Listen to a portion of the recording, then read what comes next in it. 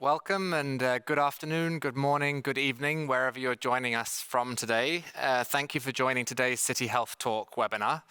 My name is Joe Jewell. I'm the Director of Cities for Better Health, which is a global network of more than 50 cities hosted by Novo Nordisk and working on promoting health and well-being around the world with a focus on physical activity and healthy food. We believe at Cities for Better Health that health starts with change in the community and creating the environments for health from day one. The everyday environments that surround us influence our level of physical activity, importantly influencing also what we eat. So today, as I guide us through the next hour of this webinar, we're going to focus on the issue around what it takes to build healthier food environments in cities. Diet is a really important component of health. It's the foundation for health. But the environments in which we operate on a day-to-day basis, whether that is in the workplace, in the school setting, where we play, and or where we shop, is going to have a big influence on the food choice, what is available, what is accessible, and what is affordable. For many people, simply put, healthy options are not accessible and they're not affordable. They are simply out of reach. And this translates into a lack of access to fresh, nutritious foods. And it often depends on where you live, what's available nearby, and how the food system has been designed. Importantly, this often contributes to major health inequalities or inequities, whereby different communities have different options and different opportunities for health. So today we're going to deep dive into this topic of healthy food environments and really try to unpack from the different perspectives of our speakers what it takes to create healthy food environments. We'll also explore how communities are working together to build systems and improve access to healthy food. We're joined by two leading voices on this topic with very different backgrounds, but coming to us with different perspectives that will help us to unpack what actually is working on the ground. First of all, we have Annie Trevenen-Jones, who has been working with organizations such as C40 Cities and also GAIN, the Global Alliance for Improved Nutrition, to support healthier and more sustainable food systems. And joining us from Newark is Chisa Hodge, who is the director of the Coalition for Healthy Food in Newark Cities. Thank you so much for joining us both today. I'm really looking forward to the conversation and to really unpack the examples that you bring to the table. Before we begin today, I want to just invite you to post questions throughout the session. We have protected time at the end of the session for Q&A, and we really want to have a dynamic discussion with our speakers. So please continue to post your questions in, and we will make sure to come back to it at the end of the session. But let's get started with a focus on what it takes to shape healthier food choices and food environments in cities. And we'd actually like you to start by posting a poll, to answer the poll that we're going to put in the question box, which is around what do you feel is shaping food choices in cities today? Here we're really asking for your views from your context, wherever you're joining us from, whether that's in a high-income country, a low-middle-income country. What do you feel is shaping our food environments and food choices today? And we'll come back to that hopefully as part of the discussion and also through the Q&A. While those responses are coming in, I may also like to ask our speakers for their initial thoughts on this topic. So Chisa, let's hear from you first. What do you feel is shaping food choices in cities today? And welcome. Thank you, Joe, and welcome. Thank you for having me today. So it's such a great question to ask. When really honing in on what shapes food choices, I thought about it from an individual standpoint. And to me, that response would be what options are provided for folks, and not just zeros and ones for some of our data folks here in the room. It's more so about having an array of options to be able to choose from. And I think when you have that, then you are empowered to be able to make some food choices in your respective cities and spaces. So much. Annie, how about you? What's your view about shaping food choices in cities? It's very interesting that we talked about that choice feels personal, but so often, actually, these food environments are very structured. So the choices that people are faced with, they're actually not having choices because of the way the food systems are designed in the food environments that determine what's available, affordable, accessible in everyday life. People want convenience, and we know that city residents are extremely dependent on food purchasing. So that food environment, what they see in their local kiosks, supermarkets, markets, really shapes what choices they have. And so the extent to which they feel they've got a lot of choices is limited. So it's really about how that food environment can be redesigned rather than silently decide for people. Thanks. Exactly. Okay, so I can already see some good themes for the conversation coming out now. And if I'm to also just look at some of the options or the input that is coming in from our poll, people are talking around the options available in retail, the affordability, a number of settings where where people spend a lot of time, such as school work, that has an influence on them. Their options are limited in those settings, so what is served and what is available to them has a big impact on it. Affordability is coming out. Aggressive marketing of unhealthy food and beverages. So how do we shift that balance towards promotion of healthier options?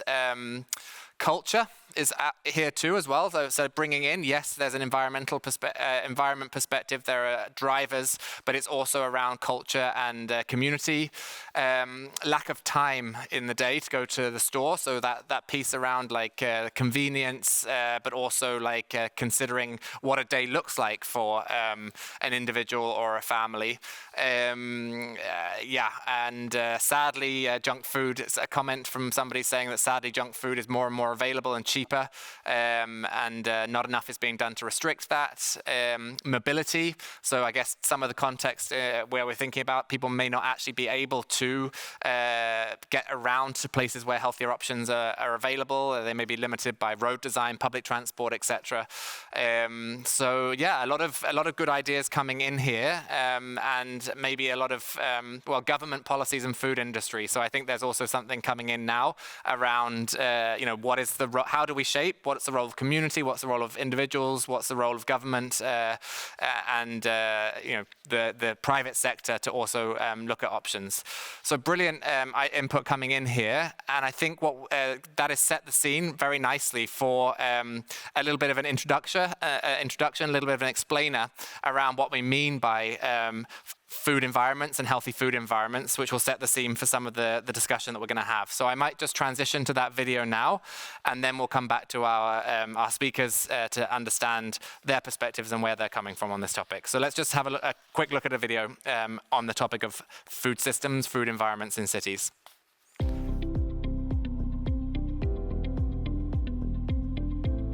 Meet Sam. Every day after school, she walks home through her neighborhood. Along the way, the route is filled with messages about food. Bright fast food advertisements, vending machines selling sugary drinks, corner stores stacked with highly processed food. This is what Sam sees every day. The places we move through influence what food feels normal and easy to choose. The streets we walk down, the food sold nearby, what families can afford close to home.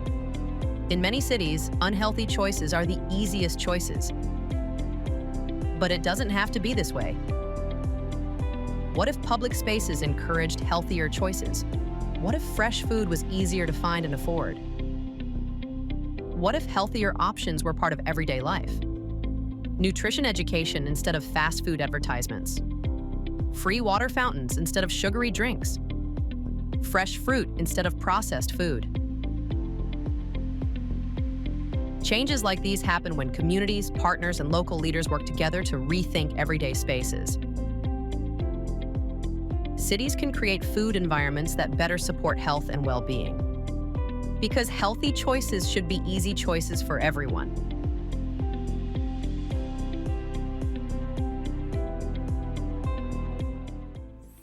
So I guess we saw from that video, which is obviously an explainer trying to perhaps simplify the concept of food environments and food systems in cities, but it is relatively complex and there are multiple drivers underpinning people's food choices in terms of the availability, the pricing, the marketing, what type of food retail is available, what is on offer in certain settings, and of course, what is being done to promote and help people navigate that food environment. Obviously, the world is diverse, many different contexts, high-income countries, low-middle-income countries, big cities, small cities, etc. But food is a common thing. Humans have to eat food to survive. It is a driver of health. We need a nutritious diet in order to be healthy. So it seems that it is a very, very important issue for us to address. And given that many more people are living in cities today than before, thinking about urban food environments and making cities have healthier food environments seems to be pretty important. I might just turn to Annie first on this question around why do you think food environments are such an important issue, and what have you learnt about it as part of your work with organizations like C40 and GAIN? I think cities are such a great place to work with, because what they do every day, although it may seem like an enormous challenge, it is an enormous opportunity. And that's what really excites me. And also having worked with so many cities to see the different changes they do. So in addition to the fact that more and more people, in fact, more than half of the world's population lives in urban communities, we also now know that there's this huge challenge. We always thought that people had enough food in cities, and we realize now that 76% of urban and peri-urban communities actually struggle with moderate to severe food insecurity, which means they're not only getting not enough food for energy, but they're lacking in nutrition, and they're suffering from multiple forms of malnutrition, whether it's undernutrition, so things like wasting, lack of micronutrients and vitamins essential for growth and development, or overweight and obesity. We even find these in the same families. So cities are this great entry point, because every time you touch that food environment, you're not only touching the city food environment, you're touching the whole food system. You can influence, particularly the large and mega cities, the kinds of food that are coming in. And we know that if you grow food more regeneratively, more in terms of agroecology, the nutritional value is higher.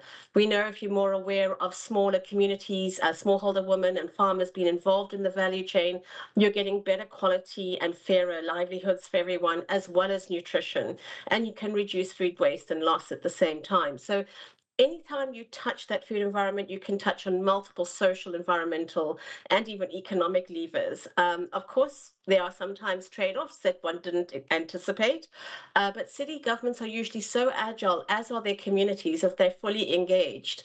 That is the private sector, the large and small entities, but also nonprofits like food banks, coming together, as we've seen in some cities like Bristol, or in cities in Brazil, where they had that whole society of responsibility and participation to make change. So yes, there is a lot of convenient fast food that is affordable and closer than maybe the local fresh food market, which we know improves people's diets. If it's close, within 10-minute walking space, for example, in Vietnam, we know that people start to eat more healthier fruits and vegetables. Their diets improve in terms of all the diversity that they're eating. We know that the City of London, by banning advertising on public transport of unhealthy foods, made a huge difference. We know that levers like banning sale of unhealthy food within a kilometer of schools in Pakistan makes a huge difference. And we know that by involving people like market vendors and small and medium businesses in decision-making to change the urban environment, help city governments meet their mandates, because city governments can't do it alone. They don't have the budgets or the resources, and everybody needs to be part of the solution. Thanks. That was a really great introduction to sort of why cities and the city setting is so important. And I think one of the things I heard from you is that, yes, the challenges are big and diverse, right? And often concentrating in the same population, the triple burden of malnutrition being one example, but there are opportunities. I think, if I was to paraphrase what I heard from you, city governments are agile, and there's a whole range of actors in the city at the community level and or private sector who are active and can potentially play a role. So there's a lot to take advantage of, and a lot of potential for positive change. You already spoke to a few different examples of where cities have made some change to address the food environment. Could you put a few more words to some of the key levers that cities have within their toolbox to shape healthier food environments, whether that is actually, sort of a policy lever, a financial instrument, or whether it is simply convening coalitions of actors? What's your view on that in terms of the key levers that cities have to hand? I think the first lever is actually bridging this lack of coordination across government levels as well as across different actors within their own communities, the private sector, as I've mentioned before, as well as nonprofit and community groups. We know that, for example, in the city of Baltimore, just by bringing that community in on board with the decision making and mapping of where food is has made a huge difference. I think what's important is city governments have mandates, which are often fragmented across, markets, for example, are usually under trade and seen as economic. And then you have the health department, and then you have the food and environment department. And in the case of a market, which is a mini food environment in itself, you're having all of these coalesce in the space of a market space. And if they're uncoordinated, it's a waste of resources and a lack of being able to unlock that full value. I think in terms of, for example, GAIN, Equity City Food and the World Farmers Market Coalition, we reached out to over 30 cities across the world to develop a handbook of case studies and learnings about what cities are actually doing with markets to reshape their food environments. And this is particularly targeting not only low and middle income countries, but also having a look at high income countries, because there is a slight difference, obviously, in the role markets can play. So policy and governance, there are issues around land tenure, integrated development planning, land zoning, licensing, multi-stakeholder platforms. And when I mention these things, it's important to think about not only saying, well, we do integrated development planning. Did you effectively include people who are outside of government in your community? And by including them, not just giving them a seat at the table, were they more really effectively empowered to engage, not only just to get to the meeting, but to understand the topics that were being heard, see themselves in the story, and be able to be effectively heard and contribute legitimately. And that's where we start to see these nuanced gaps. So cities say, yes, we did an integrated development plan and we invited 600 actors, but that is simply a tick box. So really looking about bridging those inequalities and really getting effective engagement, looking at infrastructure investment in the public sector often doesn't have enough money, but they do own land, which they can form in public and private partnerships or with land food banks. So thinking about how infrastructure like roads or water actually facilitates delivery of basic services, which allows things like food safety. If you think about water pipes and sanitation, that then leads to, you can provide consistent water and people can wash their hands and have safe food and practice food hygiene. The other one is funding and incentives. So how can all these different actors work together, not only to better connect farmers and to urban markets, whatever form they may take in the food environment, but also how do you de-risk investment? Because many of these smallholder communities that are key to providing 80%, for example, of the food in Africa, from smallholder farmers to medium and micro small businesses in the value chain to urban market vendors, they don't qualify for traditional finance forms.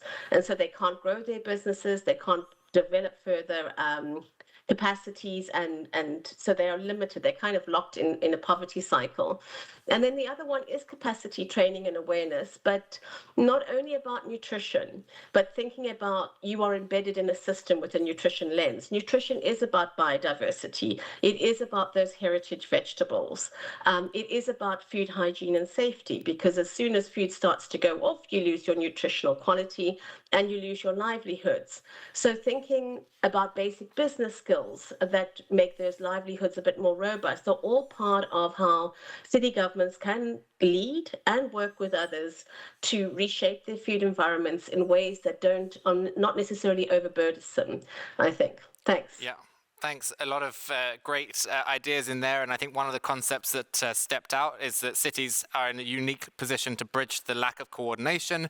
They can work across systems to address the fragmented approach and work with the different parts of government, private sector and community that actually all influence what ends up on our plate or in our local stores. And I think that, what I also heard was it wasn't just one tool in their toolbox. Yes, there's a policy lever. There's something around funding and incentives. There's something around infrastructure and leveraging all of those to make sure that the food environment is healthy.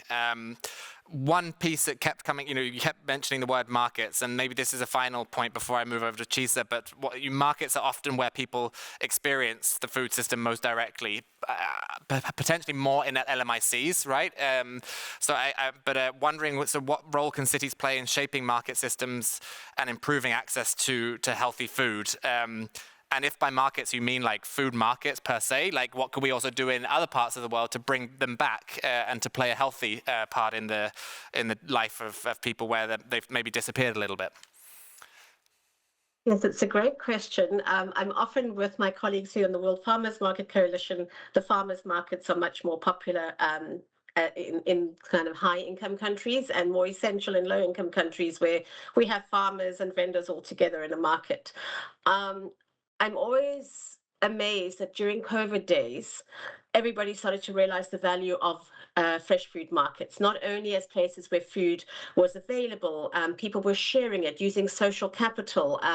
They were there, just come and sit and create a public space of community. There was so much going on that these markets provided resilience for. And because of the diversity of suppliers and other MSME networks, they were able to really kind of almost survive the disruptions in the value chains that happened to the more streamlined organizations.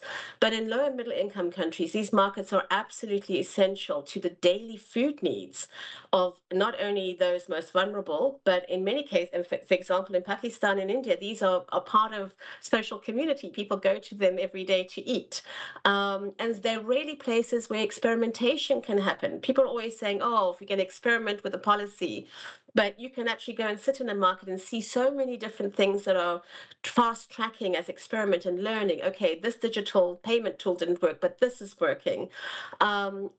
Traditionally, people have seen markets much more, as I say, it normally falls under the Department of Economics and Trade, and it's kind of the vendors need to be registered and they pay, and we can try and provide some basic services, and sometimes limited infrastructure or not very good quality infrastructure like a roof and that. But we have learned by investing not only in infrastructure, but actually in capacitation of the vendors and the market committees, many of whom are vendors, to say, what can you do?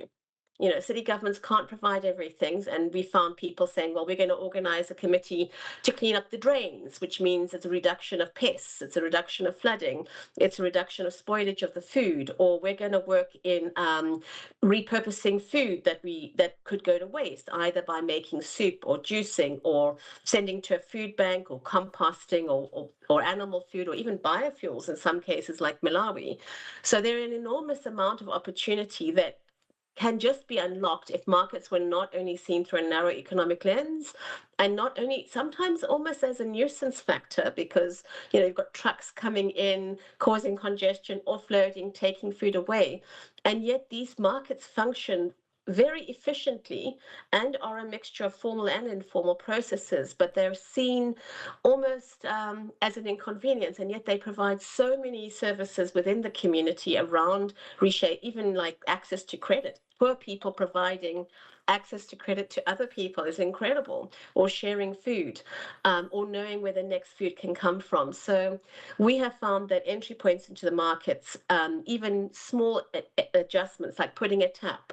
GAIN, for example, championed the Codex guidelines on food hygiene for markets, traditional markets. And one of the great things about that is it's a science-based tool, universally adopted in 2024, and it allows everyone to have a role. So even consumers actually have a role under those guidelines to be part of the solution. And in addition, it understands the limitations in countries. It says, maybe you can't do this, but you could do this. There's something everybody can do to comply or on the journey to compliance instead of over-regulation. Although regulation obviously is needed because you need certain behavioral changes and you're working in a power dynamic. Great. Thanks. Thanks so much. Very, very interesting. And actually, Marketplace is the center of some of our projects within Cities for Better Health.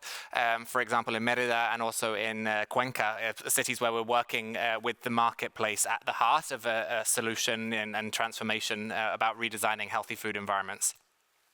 Chisa, I'd like to come to you now as we move from some of those, although Annie was very good at providing concrete examples, it was a little bit more conceptual and providing the sort of global evidence-based overview. And actually, I think what will be really nice as part of this webinar is also to get into a case study and in a specific geography. So Chisa, as I introduced, is working with the Coalition for Healthy Food in Newark Schools. Perhaps, Chisa, I could ask you to introduce Newark as a city for those people who may not know Newark in the US, and also what the communities that the Coalition for Healthy Food in Newark Schools works with. Perhaps I could start with that question.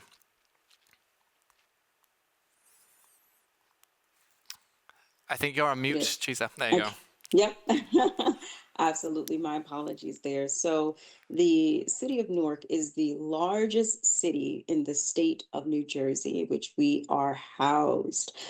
We have about a third of 1 million residents and a large number of students that are impacted by food choices that are made in the city.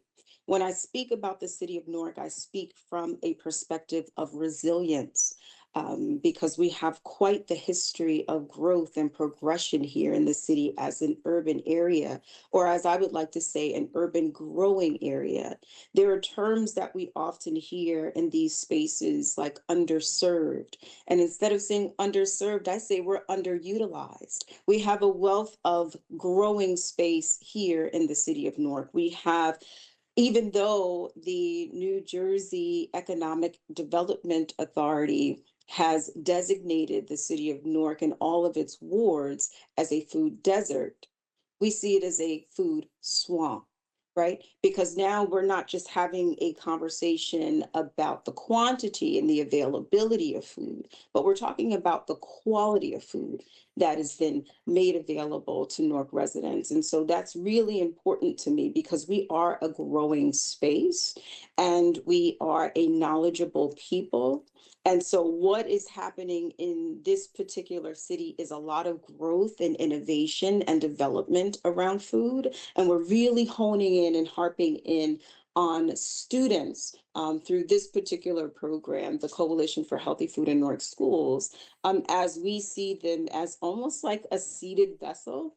Right? They are our primary change agents. Our students, our youth that are in school, we've been doing some expansive work as well to include early childhood development, but our focus has been on elementary and secondary aged students to really kind of hone in and ensure that they're receiving the knowledge and that they're being positioned in such a way where their voices are amplified when it comes to, as we started this conversation with, really having choice in the matter and understanding a little bit more about what that means to them.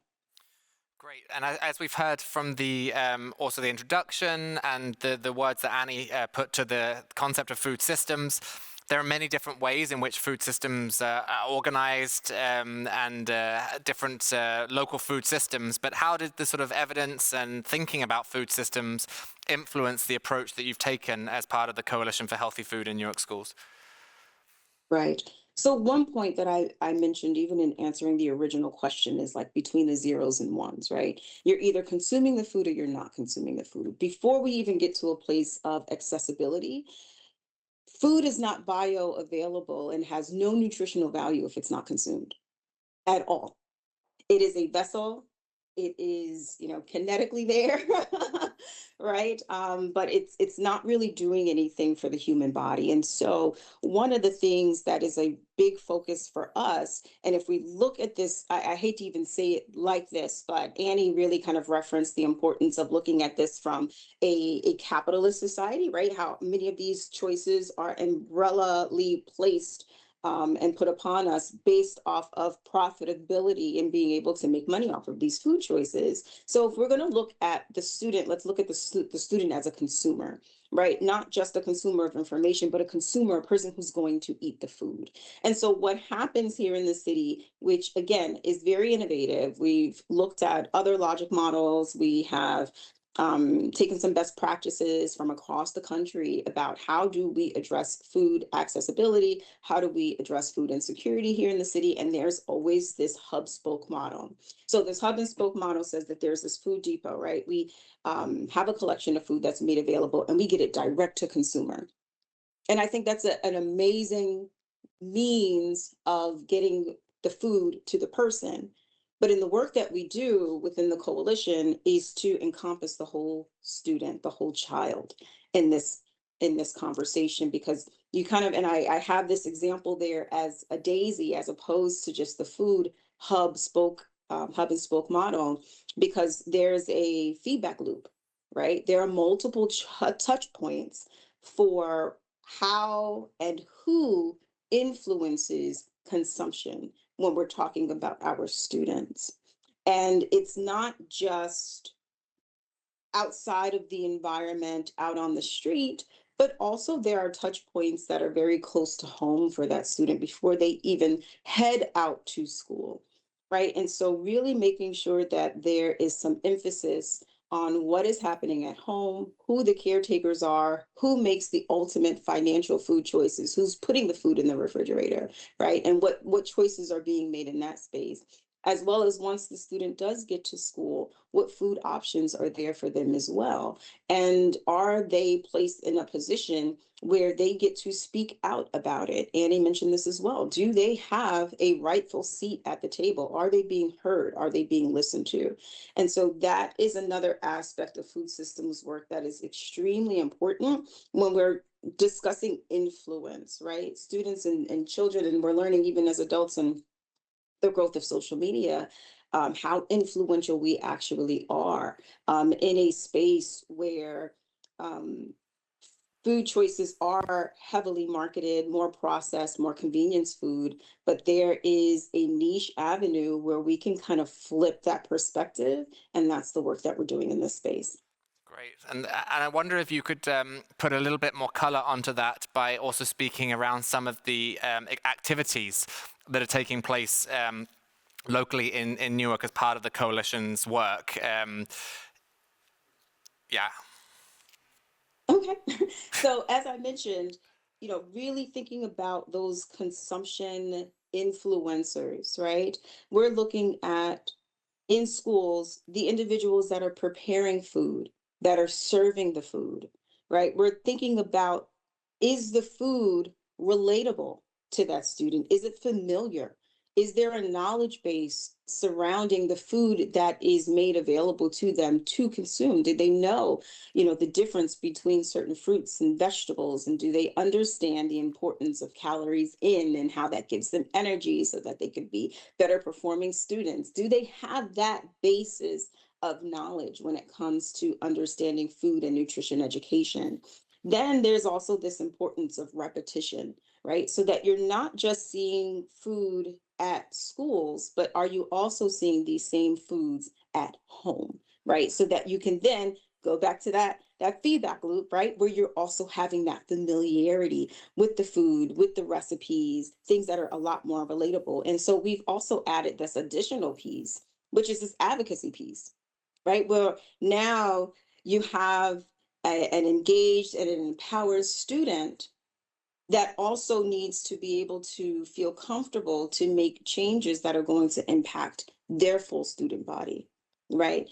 And so that's where we kind of lean into policy decisions and policy changes and what that looks like in that space of advocacy. With the Coalition for Healthy Food in Newark Schools, what you'll see here on the screen is this suite of services. So as I mentioned, we work with wellness in the schools. They do the hands-on cooking and nutrition education. So they're working with students directly. They're teaching them how to, process the food so that it can be easily consumed. They're teaching them about presentation style and how do you make food look more appetizing.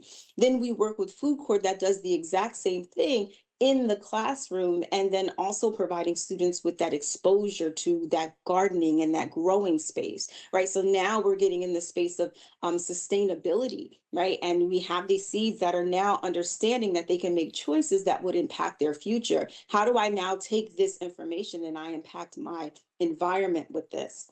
And then also we have Urban Agricultural Cooperative and the Kids Fit program that is touching the parents and the caretakers and then providing them with fresh food produce boxes that they get to take home. And they learn about them in the session and they get to take the stuff home and they get to utilize recipes that have either been created by their peers or some recipes that they have derived or pulled, and they learn how to integrate this fresh fruits and vegetables into the food and flavor profiles that they're already familiar with. And then with our snacks, which we affectionately call the snacks, our student-led nutrition advisory councils is where we take it just a step further. And we ensure that our students recognize that they may not be in a position of power, but they are empowered to make change. And so that's extremely important to us as we continue to move with this program. Great. Thanks so much. And conscious also of the opportunity as part of this webinar to get to some of the questions that you are posting. So please do continue to post those questions in the chat box for Chisa and or Annie. And I just want to then now bring back to a discussion as we've had some great insights from both of you bringing really important perspectives here to the table. Sometimes, Annie, it maybe seems quite overwhelming, right? Food systems are complex, there's many different actors, and if you were sitting in a city hall, maybe you think, I don't know where to start. I've got like a population that's got multiple health challenges, the food is difficult to get to, it's not always the right food, there are cultural aspects, there are certain communities that we want to reach and work with. How would you go about thinking about where to start if you were in a city and trying to create healthier food environments? And my advice to cities is always just start somewhere, because any lever you pull in that food environment is going to do something. But to be more practical, one of the first things is know your food system. Know where the food is that is feeding your city. Where is it coming from? Where has it been distributed and how has it been distributed? And that can be overwhelming when people think in more sort of traditional ways of how we've lived our lives and how we've set the food system up. But there are so many examples that are emerging now where cities have said to the local universities, part of your community engagement is helping us know these things. Get some students on board. We've had instances like in Nairobi where Slum Dwellers International have said, why are you appointing consultants? We know our slums, let us be part of the solution and collect the data for you. And I think it's a different way of thinking about it, thinking about everybody's got a cell phone. You know, they can track and do it. It doesn't have to be perfect science. It can be corroborated later, but you can immediately access this huge network of citizen science and community information, universities, nonprofits, to help bring a better picture of where your food is coming from, where it's going to, and how it's been sold. So I always think that's the first thing. Then also mapping again who can help, who is engaged, so that you don't leave people out and you're more sensitized. If people rely on a lot of the academic literature, you will find apparently women are the only vendors in the markets. But in a lot of my markets, there are men. Sometimes they're male only, like in some of the Asian markets. And in some of the cases, they sell different things. The men may sell more meat source products. The women may sell more fruits and vegetables. And so how you engage them is different, not just because of their gender or that they're low income. Some of these people are displaced, like in Pemba, Mozambique, places that I've worked with there. You have a constant flux of people moving in and out, but they want to be part of the solution. And if they're not, they're almost seen as kind of not of the city. So there's so much more that you can get through it. You've got community development workers. They don't just need to go and do their own specific job. They can come back with observations and information. And often we say, be clear on mandates. We have a lot of what mandates is each department doing and level of government, because we find a lot of overlap. We find a lot of duplication. And in fact, sometimes it's not helpful at all. But in terms of that, cities, you have an enormous amount of resources that have been established for 15 years at least. The Milan Urban Food Policy Pact, C40 City Network, ICLEI, Sustainable Cities. And these are not only good for learning from other cities, they have got vast amount of very easy to use resources, including how to map your food shed, but also on learnings on like this worked for us, that didn't work for us. It may still work for you, but having all this inspiration helps people enormously. And sometimes I say, just get the basics right. One of the things that the Milan Urban Food Policy Pact under their governance categories sort of ask, every city should have a food desk because food belongs everywhere and nowhere. And just having that intentional assignment of there's a food desk. But I hear these kind of very artificial food desks. You don't need to pay an extra person for that role. You can simply say, you're already doing this. Can you then just convene and coordinate on a more regular basis? Every time you have a multi-stakeholder engagement, you do not need to hire a venue and a hall. It can simply be these small discussions in field where people are working. So I hope that helps. Thank you.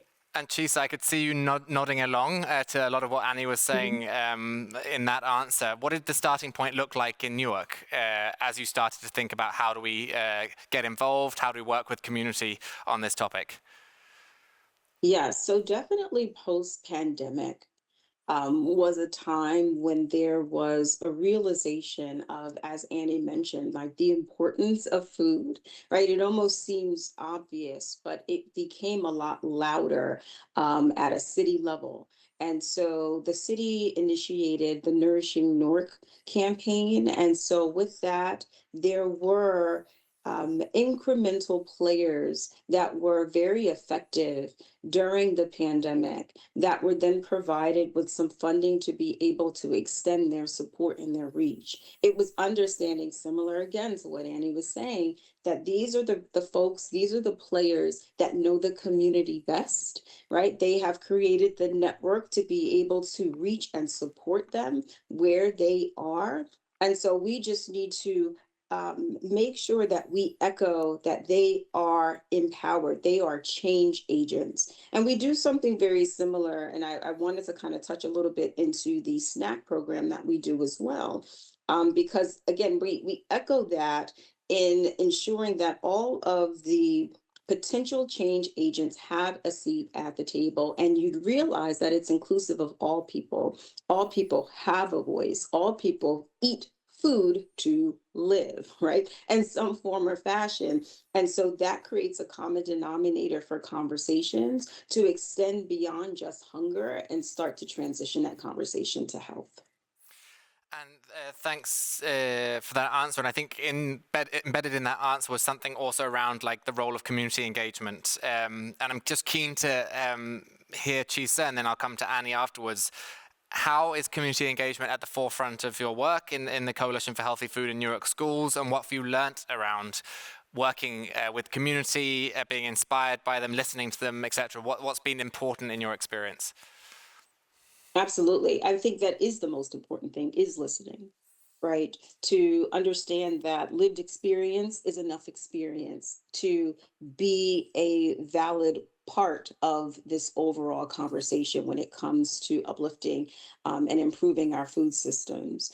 And so there's so much diversity here in this space. And when you listen, you learn about that diversity. You learn that not all food enters the home in the same way. Not all students are impacted by school meals in the same way. And so when you listen, you get to actually begin to refine some I would call it like some sort of like procedural manners or some like political framework on how we can begin to really move the needle in ensuring that we are reducing waste and we're increasing consumption in our communities. And Annie, if I put the same question to you about engaging with community and listening to community, what have you found across the different settings in where you've works best?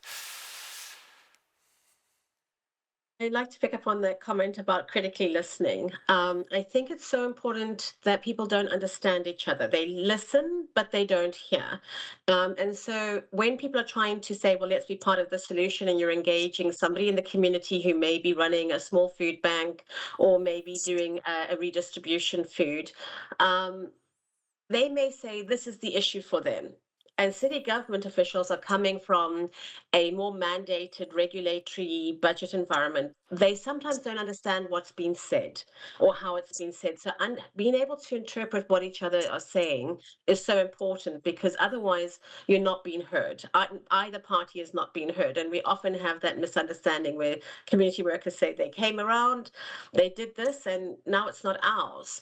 And those kinds of explanations. And yet community is, I think, we both agree that community is more that they shouldn't just be seen as beneficiaries of good policies, but actually active parts of what they can do to shape their environment. And so the role of city government, not only in regulating, but in providing an enabling space for all of those different community members to help shape a healthier food environment. And that means, how do you train people? And we have a lot of traditional models, and they do have a place where, for example, on nutrition, you train top down. Your community health worker comes along and tells you this is what you should have for a healthy diet. But that is very top down learning. It doesn't connect with me. I may have more of a cultural way of knowing things. And that's one of the things I developed with GAIN, was the One Nutrition course, where it's actually adapted to every context.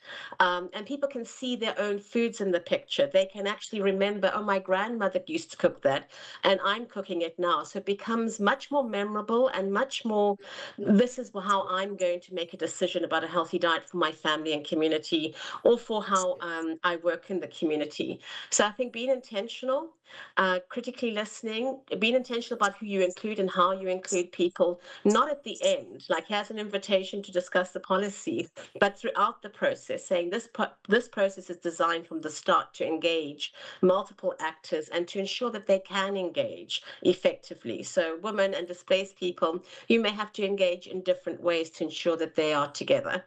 Thanks. Great. And so also just prompting the audience again to keep the questions coming through, because we will start to answer some of the questions that you have on your mind. And one of the reflections from an audience member here is that cities should make healthier living and happier places the easy choice, right? Basically, you know, the city has a role to make healthy living and happiness being the easy choice. And they give examples around removing unhealthy options from public spaces, from schools, etc.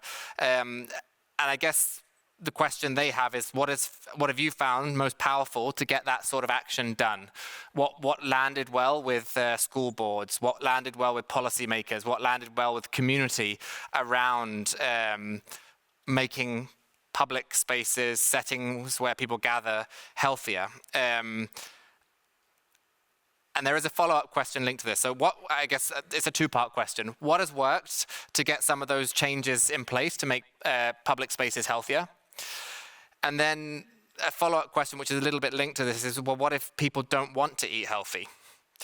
What if there's resistance to this, either from the policymaker, stakeholders, or community? So, you know, are we forgetting that there are some people who don't necessarily want to eat healthy, and how does that influence how we behave? So maybe I'll start with you, Chisa, on that, and then come to Annie.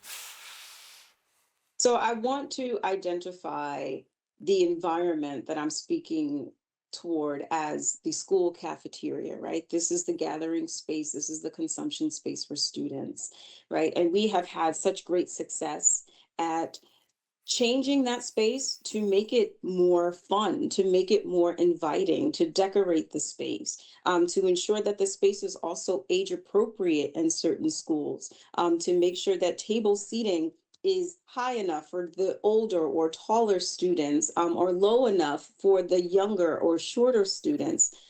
We have also, with our snack meetings, have ensured, again, that we have the right agents at the table, all of our agents, right? Because it's one thing to be able to be in a position or a space where you want to advocate for healthier, better food, or more diverse food offerings.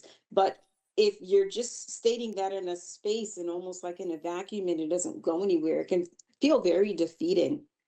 And so with our snacks, we make sure that we have school leadership at the table, that there are food service workers or food handlers, the individuals that are actually preparing the food. And we share this information back with district leadership. And so one of the strides that we have had, which was last year, we had two of our schools and our student snacks that have decided that they wanted to see more Mexican flair and flavors to reflect their background and diversity and the majority of the students in their schools. And one of the things that was then implemented was a Taco Tuesday.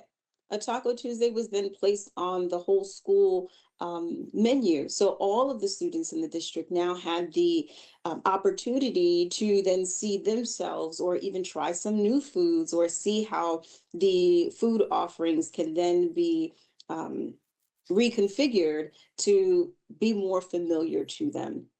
And so that was one of the wins. And then we also had a few of our students that did mention, as they had learned and have gained some nutritional education, about having cereals in the morning that didn't contain any colorful artificial dyes.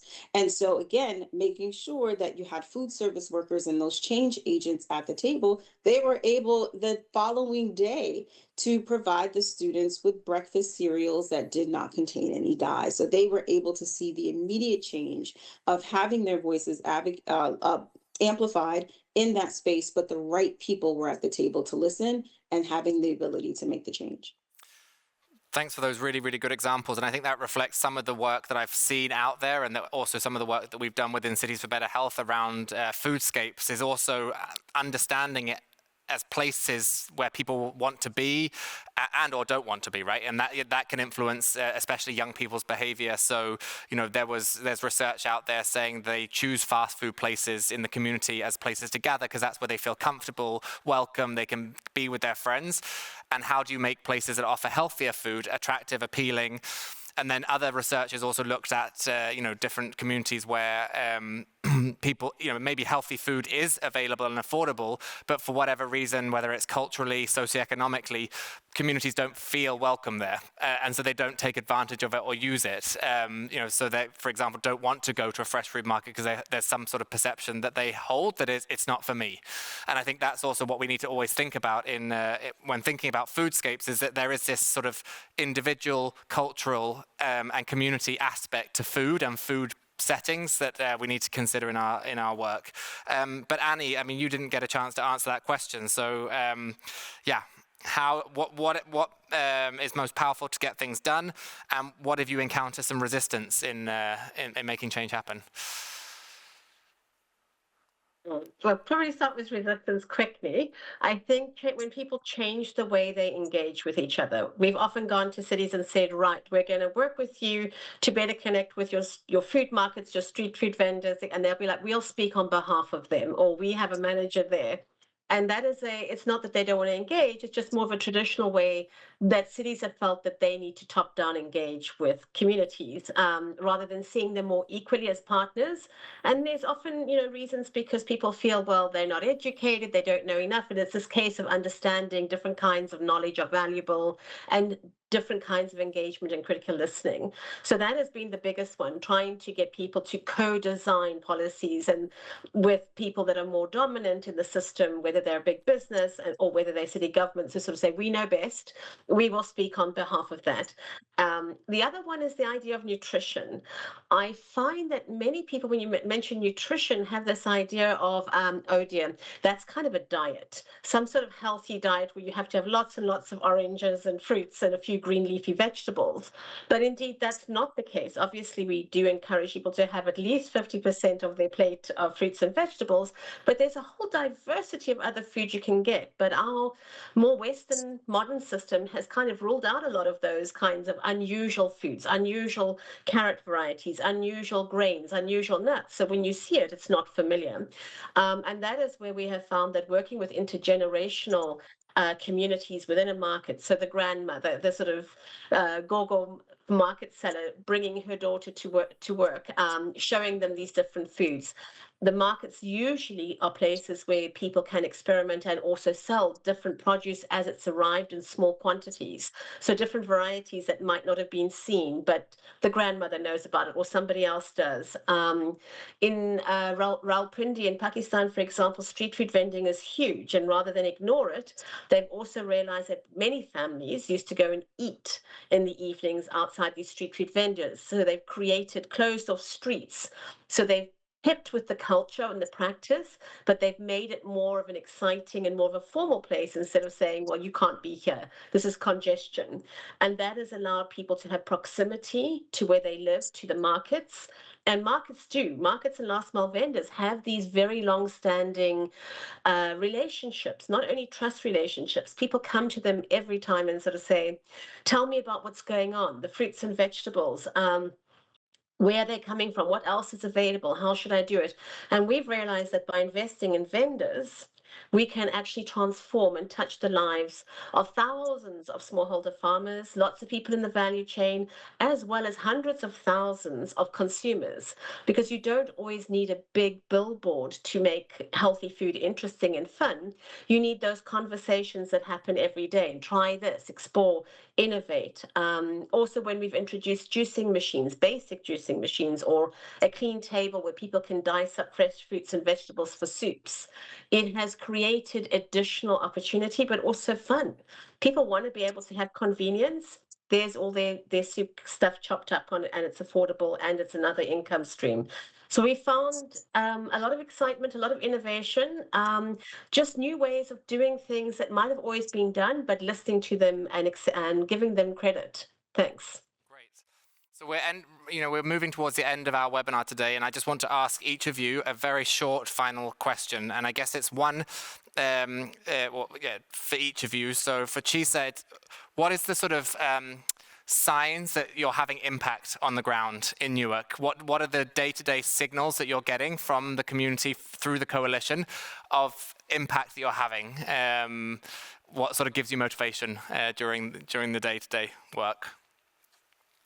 It's actually speaking to our primary consumers directly. It's getting out, it's talking to students, it's talking to caretakers and hearing that there are changes being made either at their schools or in their homes. There are dietary shifts that are leaning towards something a bit more nutritious, right? They're pulling away from the ultra processed foods, or they're coming up with ways or plans to reduce the waste that they're consuming at their homes or at their schools. I've had parents that have come up to me and said, hey, we want to start a school garden. We want our students to really get their hands in the dirt and have an experience where they're growing food and developing a different type of relationship in this urban setting that they may not have otherwise have gotten. Great. Well, that's definitely very encouraging. And Annie, if I could take you one example from your work where you felt, wow, I had a really positive impact on the food environment, food choices, food culture in that setting. Probably a market in Machakos, Kenya, where we invested not in the short term, but over 5 years. And we started with very small incremental engagements like, let's clean up, let's sort of think, you can be responsible for cleaning up the drains. You can run across and tell the city government that the water has stopped running if it stopped running for over 3 days. And we went from kind of nothing, just ground floor, to paved floors, the market committee and vendors paying for their own cleaner to look after the bathrooms. We installed water tanks, renewable energy solar panels, cool rooms over a space of 5 years. And that market works so closely and so proud of their own principles and values now with the city government that it's been a success story in case that you don't do this huge bulk investment. You can change the whole character of a food environment and the experience of consumers and vendors to live in a dignified space with healthy food available. Amazing. Both really, really great examples. And sorry that there wasn't more time in the webinar for some of those cases, but we could have carried on talking for hours. That does indeed bring us to the end of today's City Health Talk. So I want to say thank you so much to Chisa and Annie for being with me today and to casting light on these great examples from across the world. We've, over the past hour, really explored how food environments shape food choices. And of course, it goes beyond individual preferences and cultural drivers of health. It's actually also about some of those environmental drivers that have a big impact on what people eat and ultimately their health. We've also dug into really concrete examples of the role of cities and what role they can play at multiple levels, whether that's through policy, whether that's through working with community, whether that's working across sectors. And that this can really have a positive impact and lead to change. And we just ended with some really nice examples of actually how this translates to impact and positive change for communities. So once again, thanks to Annie and Chisa for taking time, sharing their expertise and insights, which we really, really appreciate. Thanks to everyone who joined today, who participated in the poll, shared their questions for the audience. We really, really appreciate the interaction and the dynamic element that we bring to these webinars. If you would like to continue to explore these ideas and also learn a little bit more about how Cities for Better Health has been working with some of our partners on the topic of food environments, I would actually encourage you to take a look at the Thriving Foodscapes website, which is being linked below as I speak. This is an example of how we're working and taking a neighborhood approach to understanding food environments. And we've been working with GAIN architects and urban planners on this. And you'll see a number of case studies from across the world, here in Copenhagen, London, Philadelphia, Bogota, Lisbon, Cuenca, just to name a few, of where we've looked at and co-created foodscapes with community to understand where changes could make most impact. It's a shared challenge. It's complex, but we've learned today that it is also an opportunity and change can happen on the ground. So we really look forward to continuing the conversation, sharing our experience as we work on this as a network and together with partners, and look forward to welcoming you to future City Health Talks. Thanks again for your time today and have a great rest of your day. Take care. Bye.